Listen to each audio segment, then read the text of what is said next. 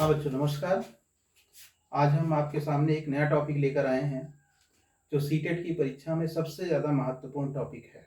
CTET क्या, super TET में भी, सीटेट में भी, यूपी टेट में भी, केवीएस, नवोदय, जहाँ पर भी आप एग्ज़ाम देने जाएंगे उसमें ये सबसे इम्पोर्टेंट टॉपिक है और इससे खूब ढेर सारे प्रश्न पूछे जाते हैं।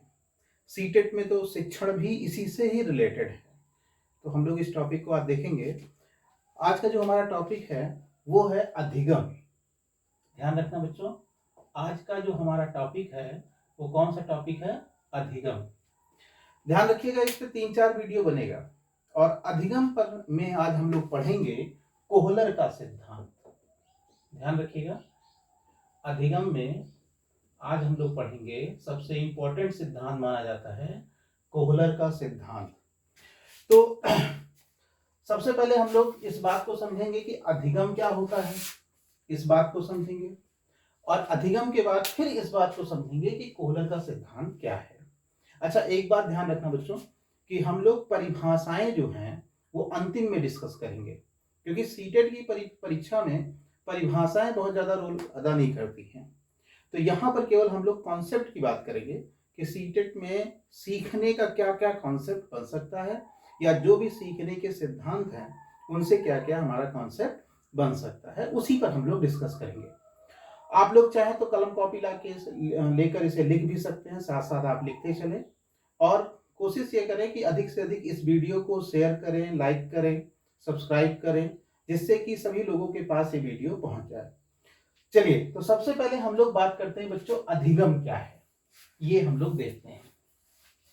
अच्छा, अधिगम अगर देखा जाए बच्चों तो अधिगम को ही हम लोग सीखना भी बोलते हैं।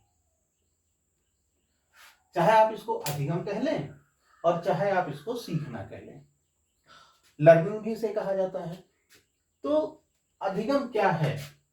एक बात ध्यान रखना बच्चों कि अधिगम अधिकांशतः जो होता है वो नया होता है। अधिगम अधिकांशतः क्या होता है? नया होता है। या हम कहें कि जो सीखना होता है वो सीखना नया होता है। अब कहीं कहीं किताबें क्या लिखती हैं कि नया भी होता है और किसी भी चीज में अगर हम संशोधन करते हैं तो वह संशोधन भी नया होता है। परिमार्जन करते हैं तो परिमार्जन भी नया होता है, संशोधन भी नया होता है। तो ध्यान रखना बच्चों कि अधिगम हरदम क्या होता है? नया होता है। जैसे मान लीजिए, अगर किसी बच्चे को ये पता है कि 2 × 2 = 4, यानी 2 × 2 = 4, और हम उसको क्लास में ये बता रहे हैं कि 2 × 2 = 4, और ये ऑलरेडी बच्चे को पता है, तो इसका मतलब ये हुआ कि उस दिन हमने बच्चे को कुछ नहीं सिखाया, क्योंकि बच्चे को वह चीजें पता थी। तो जो चीजें बच्चे को मालूम होती हैं वो चीजें नहीं बताई जाती, उसमें कुछ नया हो सकता है बताया जाए, तो अधिगम नया होता है। अब अगर देखा जाए बच्चों तो जहां कुछ भी नया होगा, ध्यान रखिएगा, जहां कुछ भी नया होगा उस नए होने में परिवर्तन होगा। जो कुछ नया होगा तो क्या होगा? परिवर्तन होगा। और एक चीज आप जानते हैं कि शिक्षा का जो काम है वो काम ये है कि बालक के व्यवहार को देखना। शिक्षा किसको देखती है? बालक के व्यवहार को देखती है। तो अगर ये परिवर्तन होगा बच्चों, तो ये परिवर्तन निश्चित रूप से कहां पर होगा? व्यवहार में होगा। अब आप ध्यान से समझिएगा, अधिगम नया होता है, जो नया होगा वहां परिवर्तन होगा, और परिवर्तन होगा तो किसमें परिवर्तन होगा? व्यवहार में परिवर्तन होगा। अब आप हमको ये बताइए कि अधिगम कराता कौन है, या करता कौन है, सॉरी। तो अधिगम करता है बालक। कौन करता है? बालक। तो इसका मतलब ये हुआ कि बालक के व्यवहार में जो परिवर्तन हो उसे हम अधिगम कहते हैं। बालक के व्यवहार में जो क्या हो? परिवर्तन हो, उस परिवर्तन को हम लोग क्या कहते हैं? अधिगम कहते हैं। लेकिन आप इस बात को ध्यान में रखिएगा कि जो अधिगम होता है, यानी जो सीखना होता है, जो व्यवहार में परिवर्तन होता है, वो परिवर्तन स्थायी होता है। कैसा होता है? स्थायी होता है। तो अब आपके पास क्या डेफिनेशन बनी कि अधिगम क्या होता है? यानी बालक के व्यवहार में होने वाला स्थायी परिवर्तन। बालक के व्यवहार में होने वाला कौन सा परिवर्तन? स्थायी परिवर्तन क्या कहलाता है? अधिगम कहलाता है। तो यहां हमको एक बात ध्यान में रखनी है, यहीं पर बच्चे गलती करते हैं। स्थायी परिवर्तन अधिगम है, यानी कि जब, समझिएगा, यानी कि जब बालक के व्यवहार में, किसके व्यवहार में बच्चों? बालक के व्यवहार में जब स्थायी परिवर्तन हो, यहां स्थायी को हमने लाइनिंग कर लिया, ये सबसे इंपॉर्टेंट है। स्थायी परिवर्तन हो तो वह जो स्थायी परिवर्तन है वो स्थायी परिवर्तन क्या कहलाएगा? अधिगम कहलाएगा। तो बालक के व्यवहार में होने वाला स्थायी परिवर्तन अधिगम कहलाता है। परिवर्तन कौन सा? स्थायी। अच्छा, इसके और भी एक रूप है। अगर हम लोग देखें बच्चों, तो जैसे अगर मान लीजिए कोई व्यक्ति नशा किया हुआ, कोई व्यक्ति थकान में हो, तो अगर नशा कर रहा है, थकान में है, तो इसका मतलब है उसके व्यवहार में परिवर्तन दिखाई पड़ेगा। और जब उसके व्यवहार में परिवर्तन दिखाई पड़ेगा तो क्या ये परिवर्तन भी सीखना होगा? तो ये परिवर्तन सीखना नहीं होगा। क्यों नहीं होगा? क्योंकि नशा खत्म हो जाएगा तो व्यक्ति अपने पूर्व रूप में आ जाएगा, थकान मिट जाएगी तो वह अपने पूर्व रूप में आ जाएगा।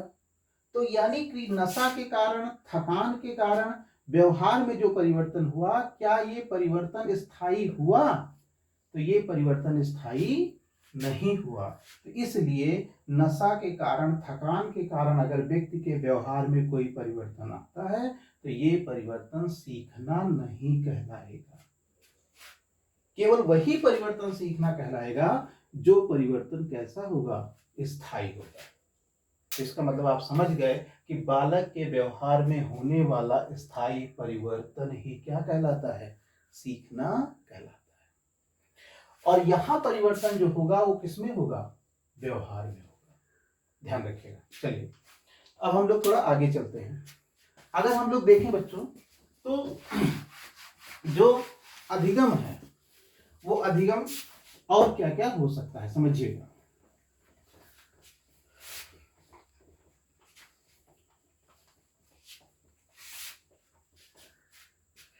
अगर हम लोग देखें बच्चों, तो अधिगम के कई चरण होते हैं। अधिगम के चरण होते हैं। अब इस अधिगम के चरण में देखा जाए तो एक चरण होता है प्रारंभ का स्तर, एक चरण होता है मध्य का स्तर, और एक चरण होता है अंत का स्तर, यानी अंतिम स्तर। प्रारंभ का स्तर, मध्य का स्तर और अंतिम स्तर। अगर कोई भी बालक, जब वह बालक सीखना प्रारंभ करता है, समझिएगा, जब कोई भी बालक सीखना प्रारंभ करता है तो प्रारंभ में उसके सीखने की प्रक्रिया में तेजी ही पाई जाती है। प्रारंभ में उसकी सीखने की प्रक्रिया में क्या पाई जाती है? तेजी पाई जाती है। और जब वो मध्य के स्तर में आता है तो कोई जरूरी नहीं है कि उसके सीखने की प्रक्रिया में तेजी ही पाई जाए। उसकी सीखने की प्रक्रिया में कमी भी हो सकती है और उसके सीखने की प्रक्रिया में तेजी भी हो सकती है। दोनों कंडीशन हो सकती है। प्रारंभ के स्तर में हरदम तेजी ही होगी, लेकिन मध्य के स्तर में तेजी नहीं होती है। तेजी होती भी है और नहीं भी होती है, कम भी होती है और ज्यादा भी सीखना का स्तर होता है। और इसी के बाद फिर क्या होता है कि सीखना रुक जाता है। तो ऐसी कंडीशन में इस रूप का निर्माण होता है जिसे हम लोग कहते हैं सीखने का पठार। ये मध्य के स्तर में होगा। प्रारंभ के स्तर में तेजी होगी, मध्य के स्तर में कमी भी हो सकती है और तेजी भी हो सकती है, और मध्य के स्तर के बाद अगर देखा जाए तो सीखने की प्रक्रिया एक प्रकार से रुक जाती है, जिसे हम लोग सीखने का पठार भी कहते हैं। और अंत के स्तर में क्या होता है, सीखने की प्रक्रिया में पुनः तेजी आ जाती है। तो ये सीखने का एक क्रम है और ये सीखने का एक चरण है। ध्यान रखिएगा कि ये प्रारंभ जो चरण है ये एक बार सीटेट की परीक्षा में पूछा जा चुका है और यूपी टेट की परीक्षा में कई बार ये चीजें आ जाती हैं। तो ध्यान रखिएगा, अधिगम का जो चरण है ये मुख्य रूप से 3 चरण होता है इसका, लेकिन कुछ मनोवैज्ञानिक इसके 4 चरण लिखते हैं, कुछ शिक्षा शास्त्री इसके 4 चरण बताते हैं, लेकिन मुख्य रूप से देखा जाए तो इसका 3 चरण है। जो प्रारंभिक चरण है, उस प्रारंभिक चरण में क्या होता है कि सीखने की प्रक्रिया में तेजी होती है। जो मध्य का चरण है, उस मध्य के चरण में क्या होता है कि सीखने की प्रक्रिया में कमी भी हो सकती है और सीखने की प्रक्रिया में तेजी भी हो सकती है। लेकिन उसके बाद एक स्तर ऐसा आता है जहां पर सीखना स्थिर हो जाता है। पठार का मतलब होता है स्थिर हो जाना, जहां सीखना क्या हो जाता है, स्थिर हो जाता है। तो जब स्थिर हो जाता है तो एक समानांतर रेखा का निर्माण होता है। तो ये मध्य के स्तर में होता है और मध्य के स्तर में पठार भी आ सकता है और अंत के स्तर में क्या होता है, यानी ये जो स्तर है ये अंत का है और अंत के स्तर में सीखने की प्रक्रिया में क्या पाई जाती है, तेजी। तो अंत अगर आपसे पूछा जाए कि सीखने के किस किस चरण में तेजी होती है, तो प्रारंभिक चरण में और अंत के चरण में निश्चित रूप से सीखने की प्रक्रिया में क्या होती है, तेजी होती है। और अगर आपसे पूछा जाए कि सीखने के किस चरण में पठार उत्पन्न होता है, तो सीखने के मध्य के चरण में क्या उत्पन्न होता है, पठार उत्पन्न होता है। फिर से एक बार हम लोग देख सकते हैं, सीखने के प्रथम चरण में सीखने की प्रक्रिया में तेजी होती है। सीखने के मध्य चरण में सीखने की प्रक्रिया में कभी तेजी होती है, कभी कमी भी हो सकती है, कोई जरूरी नहीं है कि एक ही रूप बना रहे। और इसी मध्य के स्तर में सीखने की प्रक्रिया में पठार की उत्पत्ति भी होती है, यानी सीखने की प्रक्रिया में स्थिरता भी होती है और अंत में अगर देखा जाए तो पुनः सीखने की प्रक्रिया में क्या आ जाती है, तेजी आ जाती है। ये ध्यान में रखिएगा। अब हम लोग बच्चों आगे देखते हैं। अगर आगे देखा जाए बच्चों, तो जिस पर हम लोग को चर्चा करनी है आज, वो क्या है कि सीखने के कुछ सिद्धांत हैं जिन पर हम लोग चर्चा करेंगे और इनसे क्वेश्चन आता भी है, तो ध्यान रखिएगा, बड़ा ही इंपॉर्टेंट है। इसको लिखते भी रहिए अगर आप लिखना चाहें तो सीखने के सिद्धांत हैं, सीखने के क्या है बच्चों, सिद्धांत हैं। और इन सिद्धांतों में जो सबसे इंपॉर्टेंट सिद्धांत है वो है हमारा कोहलर का सिद्धांत। इस पर हम लोग चर्चा करेंगे। हो सकता है 2 वीडियो में इसकी चर्चा हो या एक ही वीडियो में हो जाए। हालांकि अगर डिटेल में चलेंगे तो कम से कम 2 वीडियो इसके बनेंगे कोहलर के सिद्धांत के। लेकिन देखते हैं हम लोग बच्चों, जो आज सबसे इंपॉर्टेंट है वो क्या है, कोहलर का सिद्धांत। सबसे पहली चीज तो ये जान लीजिए कि कोहलर जो हैं वो बच्चों जर्मनी के मनोवैज्ञानिक थे। कोहलर कहाँ के मनोवैज्ञानिक थे, जर्मनी के मनोवैज्ञानिक थे। कभी कभी क्या होता है बच्चों कि यूपी टेट में पूछ लिया जाता है कि स्किनर कहाँ के थे, थॉर्नडाइक कहाँ के थे, कोहलर कहाँ के थे, पियाजे कहाँ के थे, ब्रूनर कहाँ के थे। कभी कभी टीटी में ऐसे एक आध प्रश्न कभी कभी बन जाते हैं। तो ध्यान रखिएगा कि जो कोहलर हैं हमारे, ये कोहलर कहाँ के मनोवैज्ञानिक थे, जर्मनी के थे। कोहलर में अगर देखा जाए बच्चों तो एक शब्द हम लोग शिक्षा मनोविज्ञान में प्रयोग करते हैं, सूझ। कोहलर के सिद्धांत का नाम भी है सूझ का सिद्धांत। तो जो ये सूझ शब्द है, इस शब्द का जो सबसे पहले प्रयोग किया था, सूझ शब्द का प्रयोग जिसने सर्वप्रथम किया था वो थे आपके कोहलर। कोहलर ने ही शिक्षा की प्रक्रिया में, या ये हम कहें शिक्षण की प्रक्रिया में, शिक्षा की प्रक्रिया में या शिक्षण की प्रक्रिया में सबसे पहले सूझ शब्द का जो प्रयोग किया था, वो सूझ शब्द का प्रयोग किया था किसने, कोहलर ने किया था। ये बात आप ध्यान में रखिएगा। अगर हम लोग देखें बच्चों तो शिक्षा मनोविज्ञान में अगर देखा जाए तो दो सिद्धांत हैं, दो प्रकार के सिद्धांत माने जाते हैं शिक्षा मनोविज्ञान में। एक सिद्धांत जिसको हम कहते हैं बच्चों संज्ञानात्मक सिद्धांत।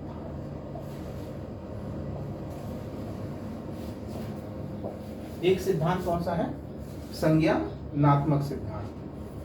तो जो कोहलर का सिद्धांत, आप समझिएगा, जो कोहलर का सिद्धांत है ये सिद्धांत हमारा संज्ञानात्मक सिद्धांत की श्रेणी में आता है। एक बार यूपीटीटी में सवाल पूछा गया था, यही सवाल यूपीटीटी में आया था कि कोहलर के सिद्धांत या कोहलर का सिद्धांत किस पर बल देता है, किस पर बल देता है। बिल्कुल यही सवाल था बच्चों, और उसका जो ऑप्शन था उसमें वो ऑप्शन था संज्ञानात्मक, यही उसका ऑप्शन था। तो अधिकांश बच्चों ने इसको गलत कर दिया था, ध्यान रखिएगा। तो कोहलर का जो सिद्धांत आता है वो किसमें आता है? संज्ञानात्मक में ही आता है। जब हम पियाजे पढ़ाएंगे तो उस पर डिस्कस करेंगे संज्ञानात्मक का विस्तृत मीनिंग क्या होता है, हालांकि यहाँ पर भी अभी थोड़ा सा डिस्कस हम लोग इस पर करेंगे। अब अगर देखा जाए तो हम लोगों ने क्या जाना बच्चों? हमने ये जाना कि जो कोहलर थे वो जर्मनी के थे, पहली चीज। दूसरा हमने ये जाना कि कोहलर ने सबसे पहले सूझ शब्द का प्रयोग किया, ये। तीसरा अगर हम लोग ये देखें बच्चों तो कोहलर जो हैं वो अगर देखा जाए तो संज्ञानात्मक मनोवैज्ञानिक माने जाते हैं, यानी संज्ञानात्मक क्षेत्र में इन्होंने काम किया था। अगर हम लोग देखें बच्चों तो कोहलर का जो सिद्धांत है उसको कुछ मनोवैज्ञानिक कहते हैं कि यह सिद्धांत उद्दीपन को प्रस्तुत करता है। यह सिद्धांत किसको प्रस्तुत करता है? उद्दीपन को प्रस्तुत करता है। तो इसीलिए कोहलर का जो सिद्धांत है उसको हम लोग उद्दीपन का भी सिद्धांत कहते हैं। क्यों कहते हैं? क्योंकि कोहलर, जैसे अगर देखा जाए बच्चों तो एक सिद्धांत है जिसको हम कहते हैं व्यवहारवादी सिद्धांत। ध्यान से समझना बच्चों, व्यवहारवादी सिद्धांत। व्यवहारवादी जो सिद्धांत है वो क्या कहता है कि सीखने की प्रक्रिया में उद्दीपन और अनुक्रिया होती है। यानी कहने का मतलब ये है कि अनुक्रिया तब होगी जब क्या होगा? उद्दीपन होगा। यहां पर क्या है कि यहां पर उद्दीपन के कारण ही अनुक्रिया है, और यहां सीखना उद्दीपन अनुक्रिया पर निर्भर है। लेकिन यहां पर क्या है कि उद्दीपन और उद्दीपन के मध्य संबंध को देखा जाता है। उद्दीपन और उद्दीपन के मध्य किसको देखा जाता है? संबंध को देखा जाता है। तो यहां दोनों उद्दीपन एक संबंध बनाएंगे, और वही जो संबंध है उसी से फिर यह सिद्धांत संज्ञानात्मक सिद्धांत कहलाएगा।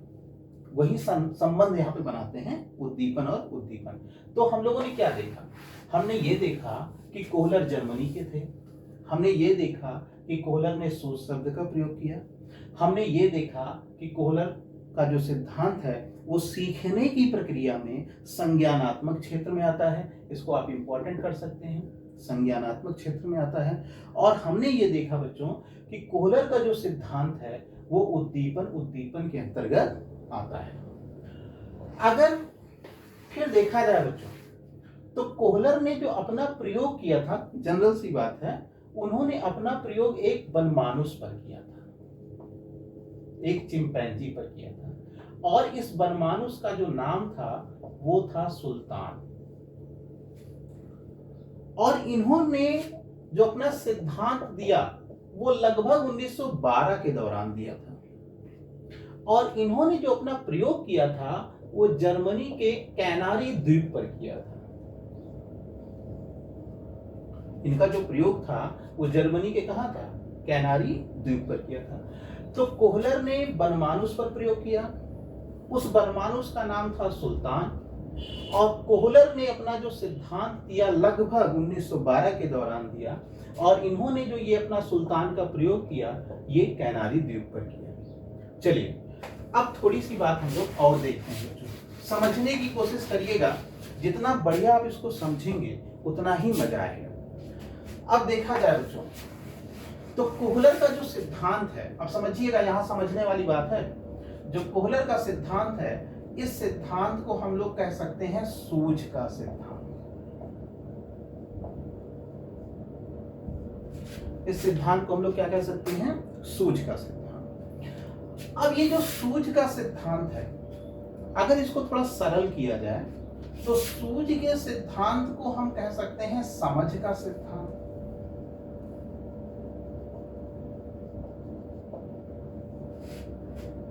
सूझ के सिद्धांत को सरल किया जाएगा तो क्या कहलाएगा? समझ का सिद्धांत। सूझ का सिद्धांत, समझ का सिद्धांत। समझना अंतर्दृष्टि होता है, यानी अंदर से होता है, इसीलिए कोहलर के सिद्धांत को अंतर्दृष्टि का भी सिद्धांत कहा जाता है। सूझ का सिद्धांत भी कहा जाता है और इसको अंतर्दृष्टि का सिद्धांत भी कहा जाता है, क्योंकि समझना जो है वो आंतरिक प्रक्रिया के अंतर्गत होता है। अब देखो बच्चों, समझ, अब ये समझना अगर देखा जाए तो व्यक्ति किससे समझता है या समझना क्या कहलाता है? जो समझना होता है वो शारीरिक होता है कि मानसिक? तो मानसिक होता है। तो कोहलर का जो सिद्धांत है ये मानसिक होता है।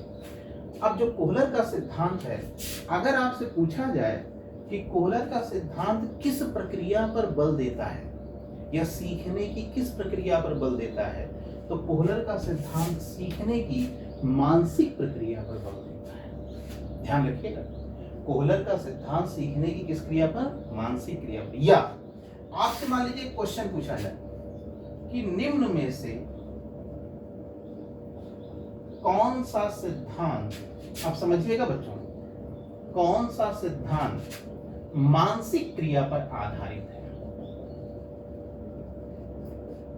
मानसिक क्रिया पर आधारित है,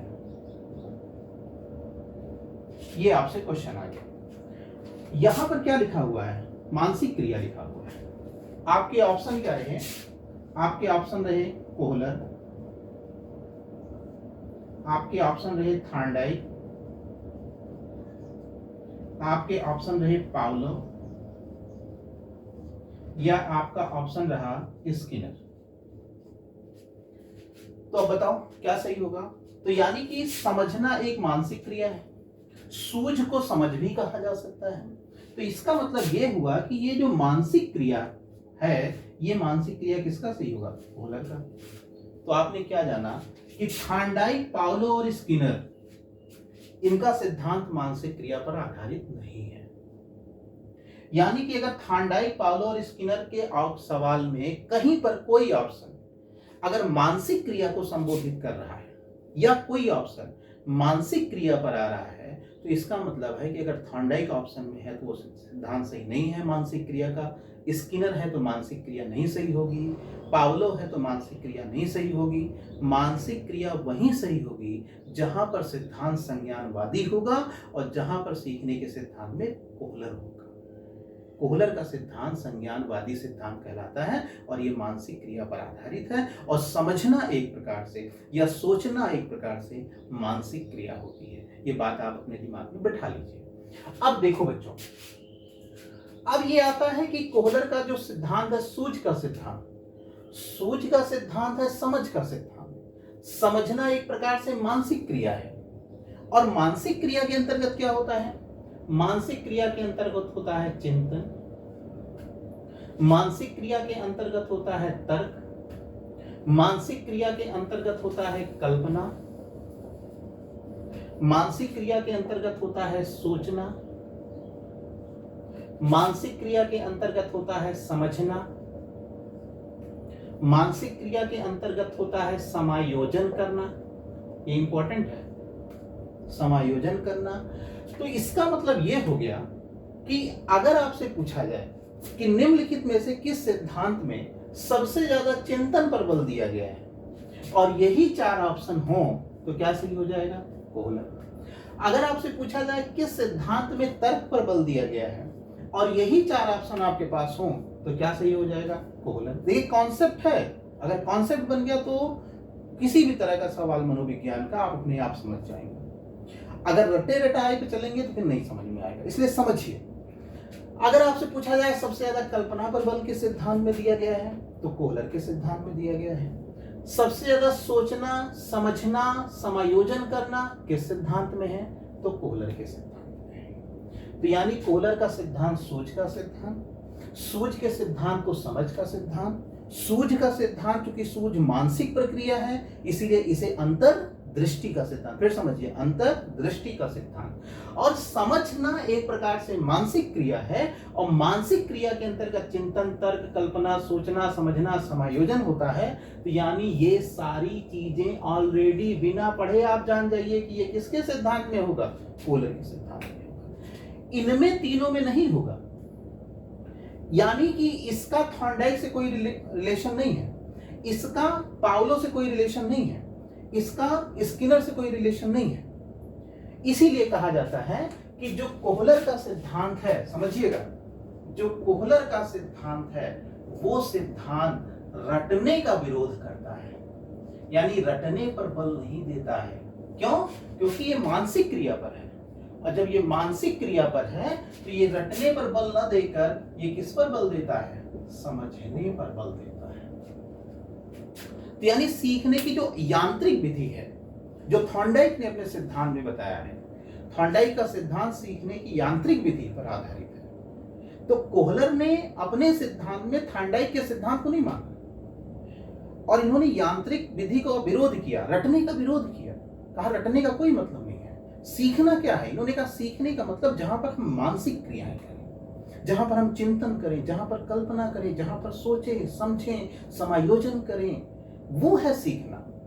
याद कर लेना सीखना नहीं होता है। तो यानी कि कोहलर महोदय ने इन सब चीजों का अपने सिद्धांत पर बल दिया। ध्यान रखिएगा, कुछ बातें और बच्चों समझ जाता है।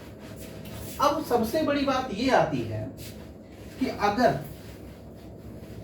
जो समझ है, किसी भी चीज को अगर समझना होगा, मान लीजिए हमको सीखना समझना है, ये चैप्टर हमको समझना है, तो अगर हमको सीखना समझना होगा तो सीखने को संपूर्ण रूप से पढ़ेंगे तब समझ जाएंगे कि थोड़ा सा पढ़ेंगे तब समझेंगे। यानी किसी विषय वस्तु को अगर संपूर्ण रूप से पढ़ेंगे तब उसके बारे में ठीक से समझेंगे, या किसी विषय वस्तु का एक भाग पढ़ लेंगे तब उस विषय वस्तु को पूरा समझ जाएंगे। तो यहां आप क्या बताएंगे कि जब हम किसी भी विषय वस्तु को संपूर्ण रूप से पढ़ लेते हैं तभी हम उसको समझ जा पाते हैं, या किसी भी परिस्थिति का जब हम संपूर्ण रूप से अवलोकन कर लेते हैं तो हम उसकी समस्या का आसानी से समाधान कर लेते हैं, या उससे मिलती जुलती या उसी कॉन्सेप्ट पर अगर दूसरी कोई समस्या है तो उसका भी हम ठीक से समाधान कर लेते हैं। इस बात को ध्यान में रखिएगा। अब यहां पर मतलब ये आता है बच्चों कि समझ कब होगा? समझ तब होगा जब हम उसको संपूर्ण रूप से पढ़ें,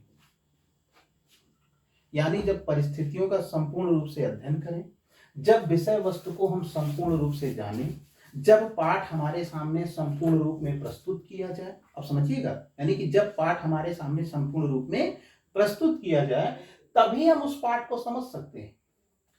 अगर संपूर्ण रूप से पाठ को नहीं प्रस्तुत किया जाएगा बच्चों तो हम पाठ को पूरा नहीं समझ पाएंगे। समझने के लिए हमें पाठ को संपूर्ण रूप से देखना होगा, परिस्थिति को संपूर्ण रूप से देखना होगा। हमारे सामने जो समस्या होगी उस समस्या को हमें संपूर्ण रूप में देखना होगा। जब हम संपूर्ण रूप में उसे देखेंगे तभी उस समस्या का समाधान कर पाएंगे, ऐसा कोहलर बोलते हैं, और ऐसा मानसिक क्रिया में होता भी है। ध्यान रखिएगा। तो अब यहां पर क्या है बच्चों? संपूर्ण। संपूर्ण को अगर हम देखें तो इसे हम कह सकते हैं बच्चों पूर्णाकार। संपूर्ण को पूर्णाकार कह सकते हैं, या संपूर्ण को देखा जाए बच्चों तो इसे हम कह सकते हैं समग्र। इसे हम क्या कह सकते हैं? समग्र। तो किसके सिद्धांत पर विषय वस्तु की संपूर्णता पर बल दिया गया? तो कोहलर के सिद्धांत में। किसके सिद्धांत में पूर्ण समस्या को पूर्ण रूप से प्रस्तुत करना चाहिए, परिस्थिति को संपूर्ण रूप से प्रस्तुत करना चाहिए, इस पर बल दिया गया? तो कोहलर के सिद्धांत में। किसके सिद्धांत में समग्रता पर बल दिया गया? तो कोहलर के सिद्धांत में। ध्यान रखिएगा। और ये जो पूर्णाकार है बच्चों, इसी को हम लोग कहते हैं गेस्टाल्ट। या गेस्टाल्टवाद। ध्यान रखिए, यानी जो ये गेस्टाल्टवाद है इसका अर्थ होता है पूर्णाकार। अगर हम देखें बच्चों तो गेस्टाल्ट को दो भागों में बांट लिया जाए। वाद का मतलब होता है विचारधारा और गेस्टाल्ट का मतलब होता है समग्रता। गेस्टाल्ट अगर देखा जाए बच्चों तो ये जर्मन भाषा का शब्द है, ऐसा आपको किताबों में मिलेगा। गेस्टाल्ट जो है किस भाषा का शब्द है? जर्मन भाषा का शब्द है। और गेस्टाल्ट का जो अर्थ होता है वो अर्थ क्या होता है? समग्रता होता है। यानी कि देखा जाए तो कोहलर की जो विचारधारा है वो गेस्टाल्ट पर आधारित है। यानी अगर देखा जाए बच्चों तो कोहलर की जो विचारधारा है वह समग्रता पर बल देती है, या कोहलर की जो विचारधारा है वो गेस्टाल्ट पर बल देती है। तो अगर आपसे पूछा जाए कि कोहलर कैसे विचारधारा के हैं, तो कोहलर गेस्टाल्टवादी विचारधारा के हैं। तो अब दो चीजें आपसे मिली, समझिएगा, दो चीजें आपसे क्या क्या मिली। पहली चीज तो ये मिली बच्चों कि कोहलर का जो सिद्धांत है वो संज्ञानात्मक क्षेत्र का है, यानी संज्ञानात्मक क्षेत्र में देखा जाए तो किस क्रिया पर बल दे रहा है? मानसिक क्रिया पर बल दे रहा है। दूसरा अगर देखा जाए बच्चों तो कोहलर का जो सिद्धांत है वो गेस्टाल्ट वाद पर बल दे रहा है, यानी अगर देखा जाए बच्चों तो ये विषय वस्तु की समग्रता पर बल दे रहा है। अब अगर देखा जाए बच्चों तो जो गेस्टाल्ट वादी हैं वो गेस्टाल्ट वादी चार प्रमुख माने जाते हैं। एक का नाम है कोहलर, एक का नाम है कोफ्फा, एक का नाम है वर्दीमर या इनको वर्दाइमर भी बोलते हैं, और एक का नाम है लेविन। ये जो चार विचारधारा के लोग हैं, ये जो चार लोग हैं, ये चारों लोग माने जाते हैं गेस्टाल्टवादी। ये चारों लोग क्या माने जाते हैं? गेस्टाल्टवादी। यानी ये चारों लोग विषय वस्तु की समग्रता पर बल देते हैं, यानी ये कहते हैं कि विषय वस्तु को बालक के सामने समग्र रूप से प्रस्तुत करना चाहिए। अब देखो बच्चों, अगर कभी पूछा जाए इन चारों में सबसे पहले गेस्टाल्टवादी रूप किसने दिया, तो वर्दाइमर ने दिया। बाद में वर्दाइमर का सहयोग कोफ्फा ने किया और कोहलर ने किया। यानी प्रमुख रूप से गेस्टाल्टवादी कौन हो जाएगा? वर्दाइमर या वर्दीमर हो जाएंगे, ध्यान रखिए। तो अब देखा जाए बच्चों, अगर हम लोग कोहलर के सिद्धांत को देखें तो जो कोहलर का सिद्धांत है, किसका सिद्धांत हम लोग पढ़ रहे हैं बच्चों? कोहलर का सिद्धांत। जो कोहलर का सिद्धांत है, इस सिद्धांत को हमने कहा सूझ का सिद्धांत। कोहलर का जो सिद्धांत है इसको हमने कहा अंतर्दृष्टि का सिद्धांत।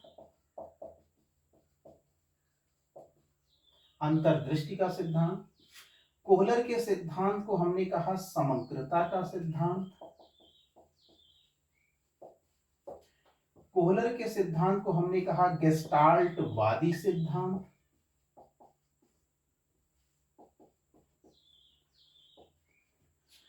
कोहलर के सिद्धांत को हमने कहा पूर्णाकार का सिद्धांत।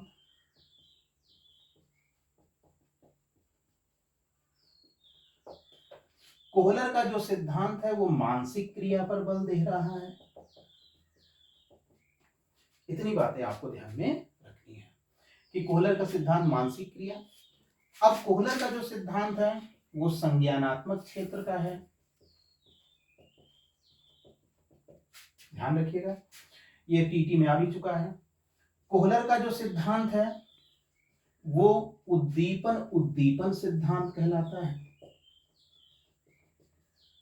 क्योंकि यह सिद्धांत उद्दीपन में संबंध देखता है। उद्दीपन में क्या देखता है बच्चों? संबंध देखता है। तो सूझ का सिद्धांत किसका है? कोहलर का। अंतर्दृष्टि का सिद्धांत किसका है? कोहलर का। किसने समग्रता बल दिया? कोहलर ने।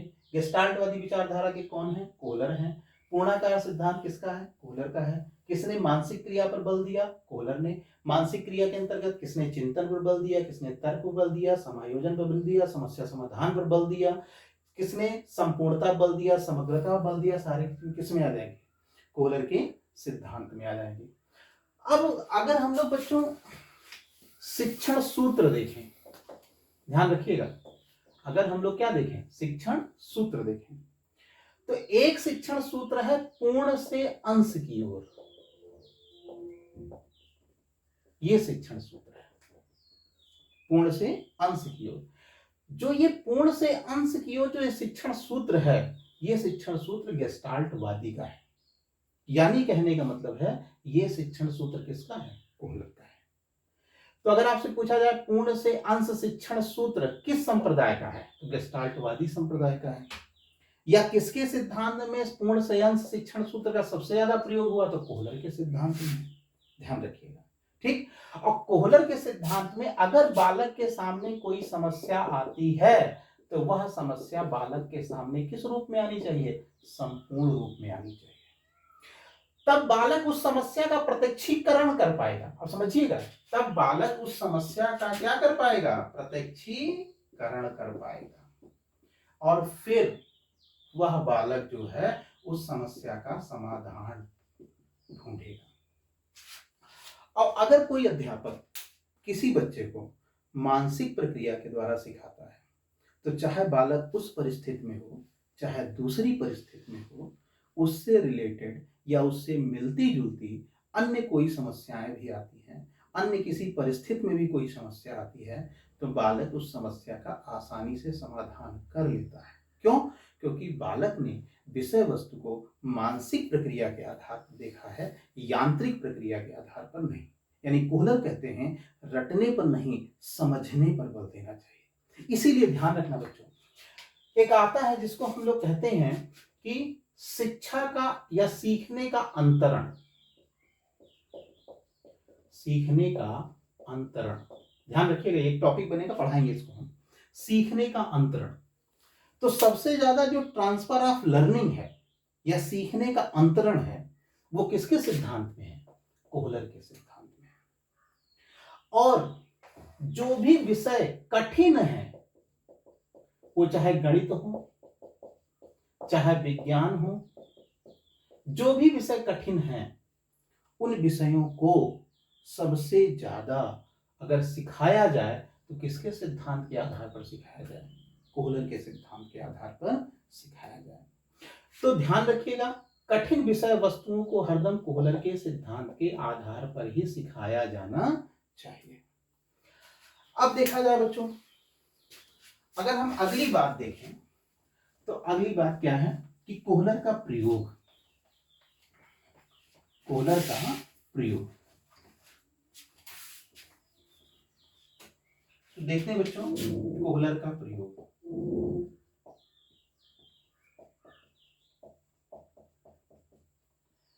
एक बात ध्यान रखिएगा, कोहलर ने एकीकरण पर भी बल दिया है। कोहलर ने समस्या के प्रत्यक्षीकरण पर बल दिया है, प्रत्यक्षीकरण पर बल दिया है। अब देखना बच्चों, कोहलर ने एकीकरण पर बल दिया है और कोहलर ने प्रत्यक्षीकरण पर बल दिया है। सबसे इंपॉर्टेंट चीज, इसको आप नोट करें, कोहलर के सिद्धांत में अगर देखा जाए बच्चों, तो जो समस्या का समाधान है, समस्या का क्या है, समाधान है, वो समस्या का समाधान अचानक या एकाएक होता है। ये सबसे इंपॉर्टेंट है। कोहलर के सिद्धांत में समस्या का समाधान कैसे होता है, अचानक होता है या एकाएक होता है। जैसे मान लीजिए कि हम गणित का सवाल लगा रहे हैं। अब गणित का सवाल आप रटेंगे तो नहीं, कि रटने बोल देंगे, नहीं रटेंगे। गणित का जो सवाल है उसको हम क्या करते हैं, समझते हैं।